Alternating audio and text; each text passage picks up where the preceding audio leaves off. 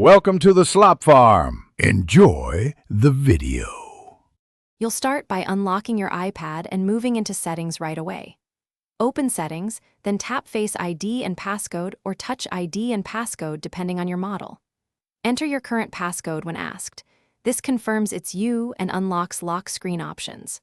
Once done, you'll see toggles for Require Attention, Attention-Aware features, and other security items.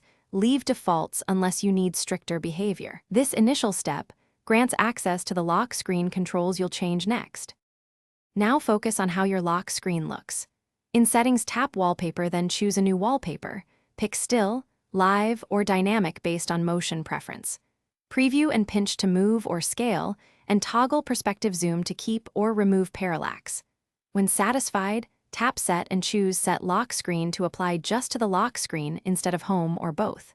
These steps change visual identity quickly, and make sure to preview with notifications visible so text remains readable. Finish by controlling what appears on the lock screen and why.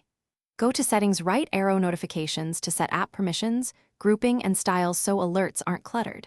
Use Show Previews to choose Always when unlocked or Never. This balances convenience versus privacy. Once configured, lock the iPad and test by sending a message or notification. If something doesn't update or notifications are missing, restart the iPad. A reboot resolves most sync and display glitches without changing. Thanks for watching. Consider subscribing if we helped you today.